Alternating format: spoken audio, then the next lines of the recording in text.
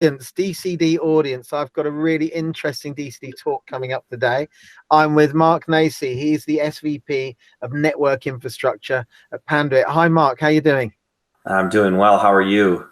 I'm not bad. I'm quite excited because this is my first time out of the office. The regular viewers will notice it's not my front room. We've just come out of lockdown in the UK, yeah, we've actually moved into a new office. I wanted to check it out. We had a meeting down here, so you are my first victim from the interview booth. Excellent, excellent. Well, glad to be with you. Where are you based? Where are you working out of at the moment? So I'm out of my home office as well. I'm just south of Chicago area in Illinois, so out of the U.S. Yeah, wow. Similar circumstances. We haven't been out of the office, into the office, I should say, for a while now as well. So excited to talk with you virtually. And it's changing the whole game in our industry, isn't it? The fact that we're having this conversation in this way means infrastructure needs to respond differently to requirements. Can you first start off just by telling me what you're seeing on the street level from enterprises and people dealing with this new way of working, how it affects what they need to deploy? Yeah, absolutely. I think we've went through a couple different phases, and I'll talk a little bit about what we see from our enterprise Class A office-based customers as well as our data center customers. And I think the first wave was people trying to figure out how to work remotely, and that put different constraints on data centers and expectations of remote working. How do we work in a secure way? How do we provide the right resources to employees to be able to do that? And that put a lot of constraints on us. We saw a pretty significant uplift in data center sales as a result of the pandemic and things that were going on, because people were adjusting and shifting and trying to figure out how to provide IT services to their customers in an effective way. Which was one constraint. I think the second one was, e-learning and remote video conferences such as these. Customers found out very quickly that bandwidth was a big challenge for them, and had to scale up bandwidth and compute resources to be able to support some of the different working models versus being on premise. And then obviously office spaces were left empty, and so people needed new and different ways to monitor their offices to provide safety and security for those that did still need to go in for essential work. There's a lot going on there at the enterprise level. It's interesting because I know a bit about your background. I want to, dig a little bit deeper. You started off at Panduit as a CIO responsible for making the IT run at Panduit, right? And then you migrated over time, and now you're running the business, the data center business. Can you just give us a bit of color around that? Because you sit in both camps on this conversation. Yeah, absolutely. So, prior to joining Panduit, my background was IT. I came into Panduit in our solutions marketing group, which was kind of a technical white paper writing, marketing / pre-sales role. Then moved back into IT at Panduit, was our CIO for a few years. And within the last 5 years, moved back into the business. So 5 years ago, I started in our VP of data center role, managing our data center business and our data center customer base. And then the last 3 years, been running our data center enterprise and industrial market segments as a senior VP of network infrastructure. So you're absolutely right. I've seen what customers deal with from the business side of it, and then on the IT side of it.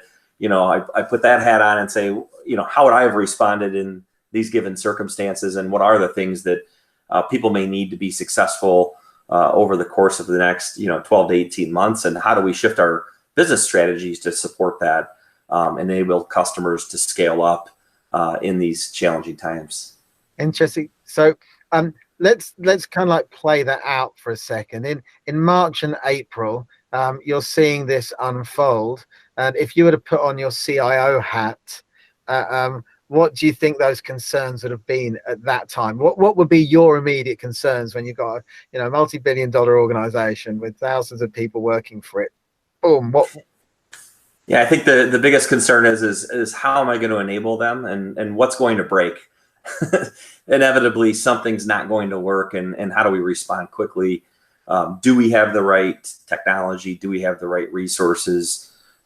Fortunately for our organization, we were in a pretty good spot as it relates to remote telecommuting. We rolled out a telecommuting capabilities 2 years prior to that and piloted it. And so everybody was pretty comfortable with, 1 or 2 days a week working remotely. And so we'd already had kind of tested it. So, if I were the CIO then, I think I'd feel pretty confident that most things were going to work. But there's areas of the business that are mission critical, like our customer experience group that's taking orders and talking with our key distributors each and every day, making sure that, the phones are ringing, that they're answering them, and they're able to connect to the systems they use each and every day to provide order status, etc.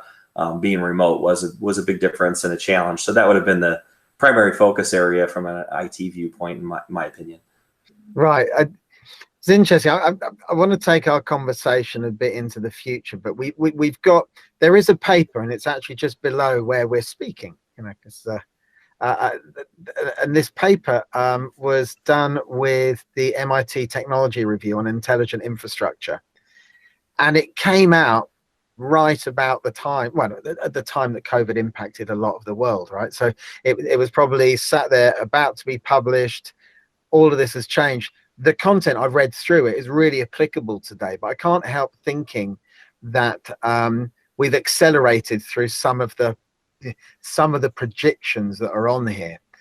So on the intelligent infrastructure side, what's changed radically? What's accelerated since March and April that you've seen, and what's coming down the line in that world?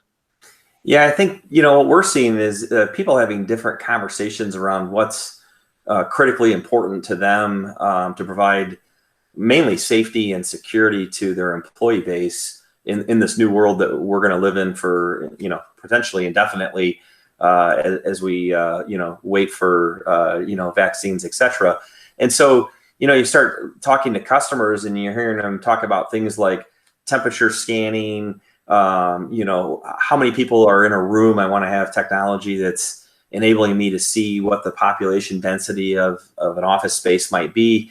They're talking more around video conferencing capabilities, teleconferencing, and how do we provide those capabilities in a more streamlined way that, things like they need to be touchless because I don't want to, anywhere I can protect against germs or transfer of germs is a positive thing. And so those are much different conversations than we were having, rewind 12 months or even 6 months ago pertaining to technology needs and drivers in the market. So I think it's drastically changed. And I think any of those things are fueling significant acceleration or adoption of technologies that maybe in the past were nice to haves or interesting concepts are now becoming reality and mission critical to companies being successful. Interesting. So in a way, it's IoT exploded, but not at the industrial side, in like the office, in the built environment, because of those needs. So the safety needs. Within the data center too, we've seen a change, haven't we? Just we spoke about the enterprise sector. Suddenly we've got the data center market, which Colo, I guess, we're talking about here, the people that provide data center as a service to others. They've seen a lot of change. We've had a lot of people speaking about their emergency responses, having half in, half off, the problems with maintenance and resetting their maintenance schedules and things like that. How have you seen that with your clients when they're confronted with these issues? What are they coming to you with? Where do they need help? Yeah, well, I think, tying into the enterprise explosion of IoT devices, all of that information and data that's stored has to go somewhere. And I would say people's and customers' preference right now is co-location, because they don't have the ability necessarily to build on premise, and it's not their preferred methodology. We've already, been experiencing that shift to cloud for the last several years. This is now accelerating it because it's an easier option to turn on for these customers while they're remote. And so, we're seeing a lot of people moving towards cloud for these IoT applications. We're seeing a lot of hyperscale companies and others leveraging the likes of MTDC because, again, it's an easy turn on and scale up option. So MTDC has been a very hot market, one of the few that are growing pretty drastically in such a challenging time right now. And it's presented a lot of opportunities to companies such as ourselves where, we're providing physical infrastructure, and you might say, well, how does that tie into MTDC and why is that important? And, that quality, that serviceability and delivery aspects of what we do to ensure they have the right products on site and able to scale up for customers who are adding servers or storage or network equipment is crucial to their overall success. And so that's been a big focus area on how can we better serve. How do we ensure we have the right products in the right place to be able to deliver quickly for that MTDC space and drive value for them in different ways that maybe they haven't had to experience in the past just due to, I'll call it standard scale. Now we're in this accelerated scale mode, which is putting a lot of constraints on everybody's supply chains, quite honestly. So scale, that's the word, isn't it? We're seeing things at a scale never before seen. Colos, we're seeing enterprise move to colo in a huge shift. We're seeing adoption of cloud. Therefore, the hyperscalers of public clouds are growing and a lot of it into colo. And everything's about size and speed of deployment. Is that changing your product set? Is that changing the offerings that you're being asked for from, say, 2 or 3 years ago? And if so, how?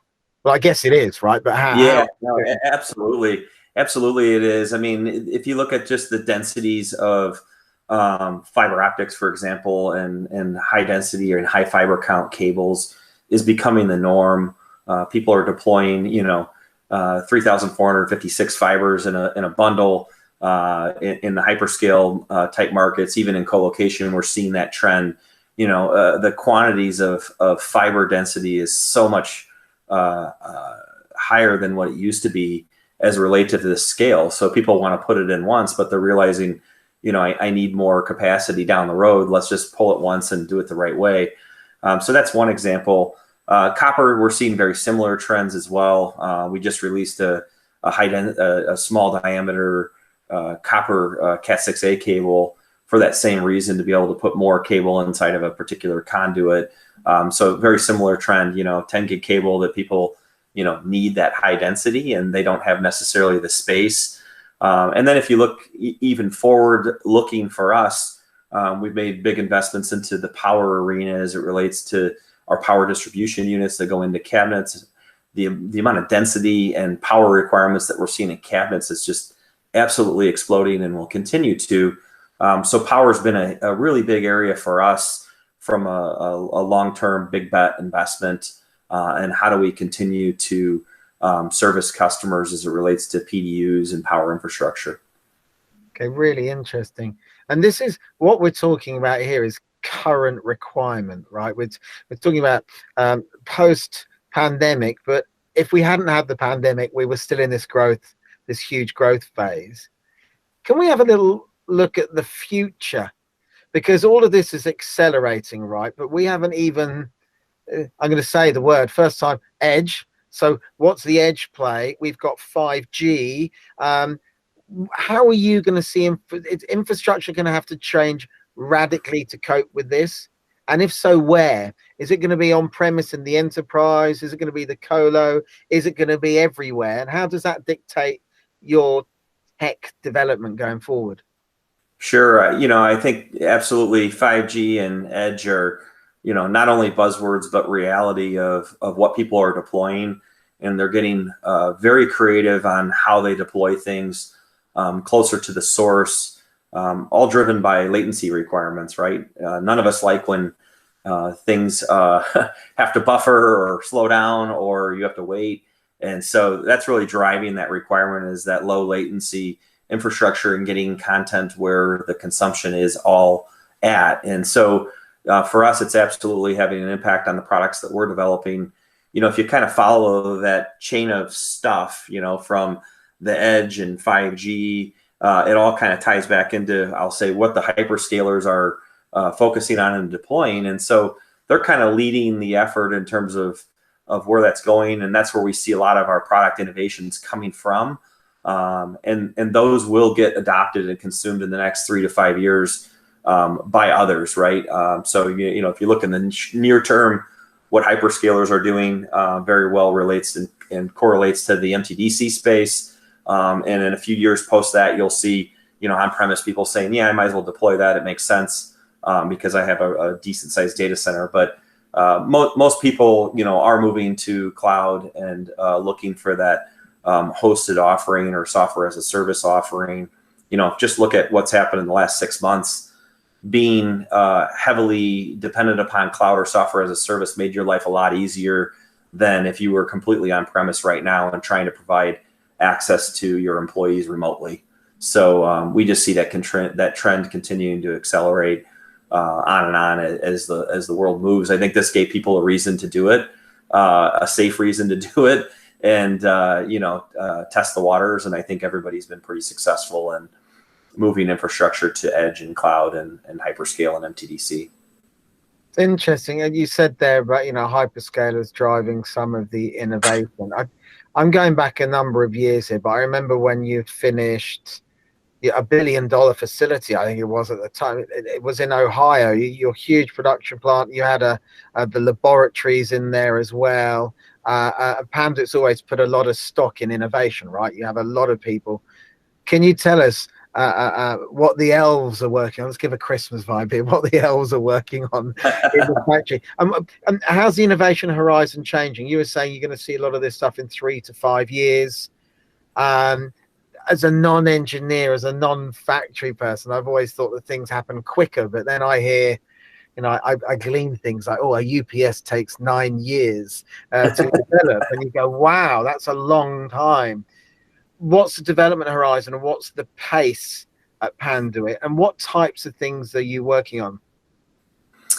Great question. Yeah, we developed what we call Panduit Labs, located just probably about 10 miles away from our headquarters in the Chicagoland area. And the labs consist of various expertise, from AV to copper cabling to fiber optics to a thermal lab, to name a few. And, we study a lot of different things in those labs. And the focus is, what we call internally, what is that next big bet? And those big bets are really, products that are going to drive significant amount of revenue for us over the next 5 years. So, it's something we might develop today and launch tomorrow, but not see revenue for a year or two as the market develops, as we lead the market to these new technologies. A couple things that are of high interest for us that are big bets: single pair Ethernet. So you're seeing that convergence on the factory floor. You're seeing more things within the office enterprise space moving to Ethernet. And so we see single pair as a means to bridge that gap and bring more things online, which is going to drive higher demand in data centers. I talked earlier about power. The elves are working on a lot of opportunities around power infrastructure and how we can improve upon some of the power offerings that we have today and provide scale and capabilities to future customer demands and needs. And then, some of the things are, I'll call it simplified cable management and routing techniques based upon this new scale, right? We're seeing cable bundles and fiber densities, as I talked about earlier, that are driving totally different needs for all of our copper and fiber infrastructure products. And so we've been spending a lot of time on how to improve those and come up with new innovative ways to handle densities and continue to focus on that in the future. So those are just a few of the things that we've been working on in the labs and are pretty excited about. And you'll see some new products coming soon from us in those areas. Yeah, it's really interesting. I didn't think you were going to tell me the next big bets, but it's really nice you can you shared some of that insight. It really makes sense. When I get this image of the world, right? I'm a publisher. I organize events. I spend my life looking for pictures that might in some way sum up what we as an industry do, and invariably you go through Getty Images. Any marketeers listening will know that. And you type in data center, then you type in network, you get these pictures of the world connected, right? You get pictures of cities, and there's leaps between everything. And you talk about Ethernet coming out everywhere, the industrial IoT, factories, buildings being cabled, and it seems like spaghetti cabling out, everything's getting cabled, right? Everything in the world where you can fit a sensor or you can do something is getting there. How does that live with the supply chain elements that go into this? Is there enough cable for the world? I don't know anything about this. Oh, interesting question. Yeah, so there can be constraints, supply constraints for sure on both fiber optics and raw copper as an example, which can drive supply and demand challenges around the world. Obviously, right now, we're seeing a decent balance because we're seeing softer user requirements on the enterprise space, but we're seeing a higher demand in the data center, and so those two things are somewhat balancing each other today. And the other thing that can be a concern too is you talk about 5G, right? That's a huge consumer of single mode fiber optics. And so those are always things that we're always looking out for to understand, is there going to be supply constraints? Currently, things are in fairly decent shape. There's obviously been disruption in those various areas across multiple companies. But overall, we've done pretty well throughout the pandemic and being able to supply that infrastructure. But it is something, as you look, 3 years out, as it continues to explode, those are big capital constraints for people to start up fiber drawing towers, etc., and to do that. So it's an interesting question, and we see a lot of capacity today, but that could very well change in the next 5 years as this demand continues to explode. So when you're talking about that picture, I'm thinking in my head this data center that's just absolutely exploding with needs of more and more stuff trying to put into it, and there's just only so much people can do today. So very interesting. Yeah, my picture's there. It's still a swirl, that picture. I haven't found the right one in getting. It's funny, the pictures sometimes as well, they always have intelligent brains, don't they? Yeah. What's happening on that front? I mean, you spoke about the PDUs, and you've spoken about, the connectivity technology. What's the smart overlay that's happening on this? What are the things that are on the horizon now that are coming to play that change? What's the AI angle, the ML angle? What's your angle on this? Yeah, I think if you look at how hyperscalers manage it, they're probably best in class. They monitor and manage everything, and they have automatic failover, and they know proactively when they need to go swap out equipment, etc. And I think people that don't have that today are in dire need of it in the future, because you can't physically go into a data center today per se, and so that remote monitoring continues to be an increased demand for people and things that they need to be able to monitor and track and drive. We've made investments into that area. We're in the process of launching a new software solution in that area that provides more capabilities, quite honestly, on that monitoring of virtual assets. And so that's exciting space, and we see that demand more and more. We talked earlier about power requirements and scale. All of those things have to be monitored or managed, because if you start to overconsume, you're going to have a lot of issues. You're going to have power outages or failures in your equipment, and next thing you know, your customers are extremely dissatisfied. And so, if you look at the trend, you don't hear a lot anymore in the news about people having as much failures or problems, and a lot of that's due to this intelligent, I'll say, automated infrastructure that allows to self-heal and make changes on the fly without having to have human intervention or somebody physically unplugging and plugging something in anymore. Oh, are you allowed to talk a bit about I remember a number of years ago you acquired SynapSense. Yeah, SynapSense. Yeah. Really, really highly regarded, an incredible dev team on the West Coast as well, working on that, right? So absolutely. You've been building on top of that. So what do you got coming out, and when? Is this a 2021 kind of like the update, or? Yeah. So we're starting to roll it out. It'll be Q1, I believe, 2021. Smart Zone Cloud. So it's the next, I'll say, next generation of our Smart Zone platform. And Smart Zone Cloud is exactly what it is. It's in the cloud and gives you that software as a service capability. And now your payments are around a monthly subscription versus having to pay a lump sum up front for that software investment. We still have our SynapSense product, which we're continually investing into. which is all around, thermal and energy efficiencies and controlling cooling in an automated fashion within the data center. And we see both of those, Smarts on Cloud and Synapsense continuing forward as people need more and more demands in data centers. Those are becoming more and more relevant, and customers are scaling out more nodes for Synapsense to monitor and manage their infrastructure intelligently. And so continues to be a strength for us. We feel like we lead in that space, and excited about that next gen of Smarts on Cloud and the capabilities it's going to bring to our customers, and the integration into our PDUs and other power infrastructure as well.